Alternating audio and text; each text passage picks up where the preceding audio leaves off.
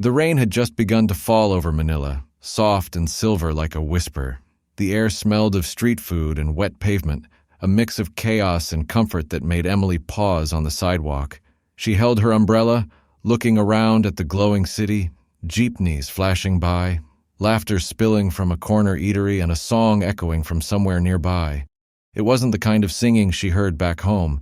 It was louder, freer, the kind of sound that didn't care who was listening. The voice cracked, the crowd cheered, and Emily found herself smiling.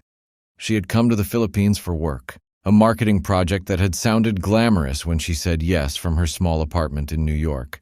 But now, after 2 months in the city, the novelty had faded, the jet lag never really left her, and the loneliness had begun to grow roots. That night, walking through the rain, she followed the music. The sign read Mabuhay Karaoke House. It was small, its neon light flickering. Inside, people sat shoulder to shoulder. There were no microphones for the stage, only one battered machine and a TV screen with words in Tagalog and English, but everyone sang. Old men, teenagers, mothers with babies on their laps. Emily stood by the doorway, unsure. Then an elderly woman waved her over. "You sing?" she asked. Emily shook her head. No, but the woman was already laughing. "Everyone sings here. A knock." And so she did. The next song began, Wind Beneath My Wings. The man singing it had a gravelly voice, off-key but full of heart. His friends clapped to the rhythm, and someone handed Emily a soda. Something inside her softened. The sound wasn't polished, but it was alive. As the night went on, Emily noticed something. Every song came with a story. Before one woman sang, she said softly, "For my husband in Dubai." Another sang for her late mother. The microphone carried their feelings, not their perfection. When the old woman who had welcomed Emily took her turn, the room fell quiet. She sang a slow Tagalog ballad Emily didn't understand, but she felt it. It was about longing, she could tell. About missing home, maybe, or missing someone. And when the last note ended, the woman's eyes glistened. Emily felt her own eyes sting.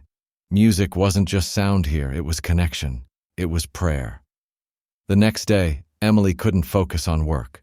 The karaoke night lingered in her mind like a melody she couldn't forget. She began to notice it everywhere. Karaoke machines in family gatherings, on boats, in parks, even in villages with little electricity. People shared one microphone and sang like it was oxygen. One afternoon, she joined her coworker, Liza, for lunch. "Why do Filipinos love karaoke so much?" she asked. Liza laughed. "Because it's not karaoke to us. It's healing." Emily tilted her head. "Healing." Liza nodded. "When we sing, we remember who we are.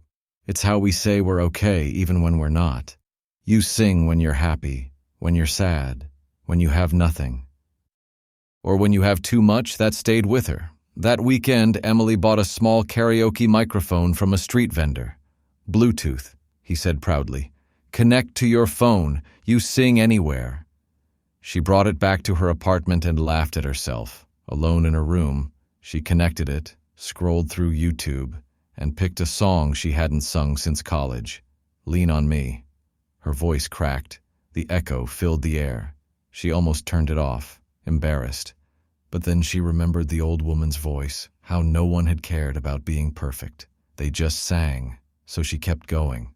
By the time the chorus came, she was smiling for the first time in months. She didn't feel alone. Weeks passed. Emily started joining local karaoke nights. People began recognizing her, the American who sings. They'd joke. But one evening, something unexpected happened. She was invited to a small birthday celebration in a fishing village outside Batangas. They had rented a karaoke machine and set it up by the beach. The air smelled of grilled fish and salt water. Children ran barefoot through the sand. When it was Emily's turn to sing, she hesitated.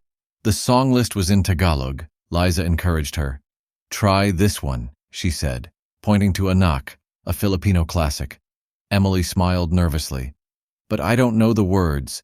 "Read the screen," someone said. "We'll sing with you." So she did. The words appeared and she stumbled through them, but the crowd cheered her on. Voices rose beside her, helping her when she faltered.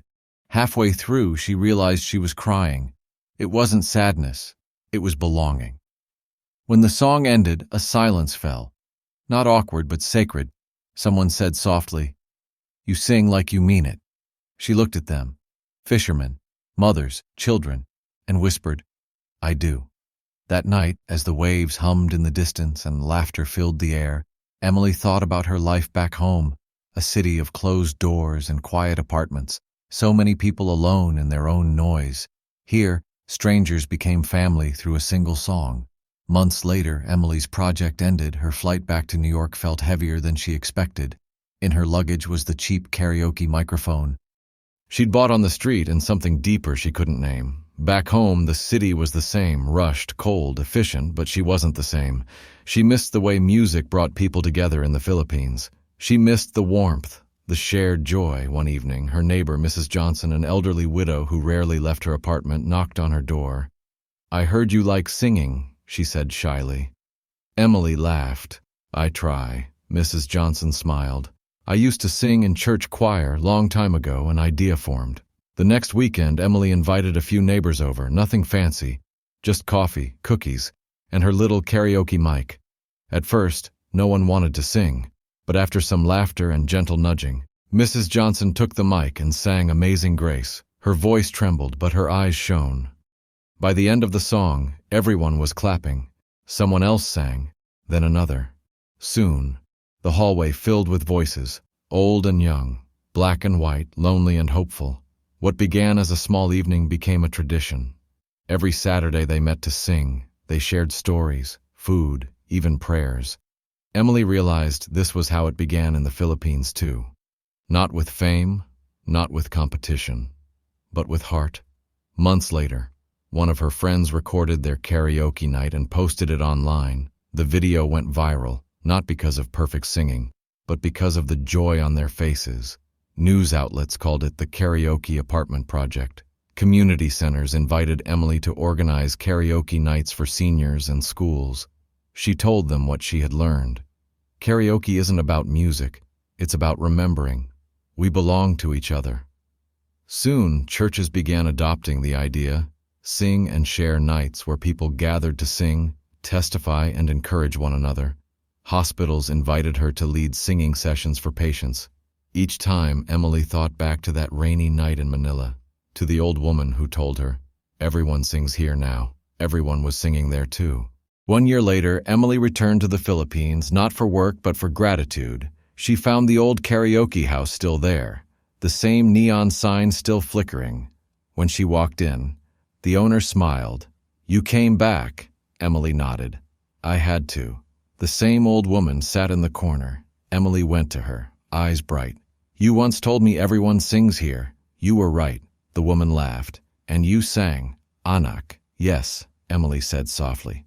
"And now so do they." She showed her photos. People in America laughing, singing together. "You taught me something I'll never forget. That joy is contagious, and when shared, it heals." The woman took her hand. "Music is like faith," she said. "You don't keep it. You pass it on." Outside, the rain began again. The same silver drizzle that had first led Emily here. She stood at the doorway, watching the lights shimmer on the wet road. She felt it again. That same warmth, that same peace. In a world divided by borders, she had found a language that needed no translation. A song sung from the heart. Back in New York, Emily's karaoke gatherings grew into something larger. A non-profit called Voices of Light. Its mission was simple: to bring people together through music and hope. They visited hospitals, shelters, nursing homes. They sang songs from every culture: English, Spanish, Tagalog. Each melody told a story. Each voice carried faith in its own way. Emily never claimed credit. Whenever reporters asked where the idea came from, she smiled and said, "From the Philippines. From people who taught me that the human spirit sings strongest when it sings together." And she meant it one evening at a Voices of Light event. She looked at the crowd, hundreds of people swaying, laughing, singing. The song was "Lean on Me." It echoed through the hall, rich and imperfect and beautiful. Tears welled in her eyes. She closed them and whispered a quiet prayer, not of words but of gratitude, for the rain that led her to that small karaoke house, for the voices that sang with her, for the unseen thread of faith that connected them all. And as the final chorus filled the air, she smiled because she knew karaoke had never really been about music. It was about belonging, and belonging, she realized, is the purest song the soul can ever sing. When one heart dares to sing, another finds the courage to join, and the world becomes a choir of hope. If this story touched your heart, don't forget to like this video, share it with someone who needs to be reminded that joy can heal, and subscribe for more faith-filled stories that remind us of the beauty of hope, love, and togetherness.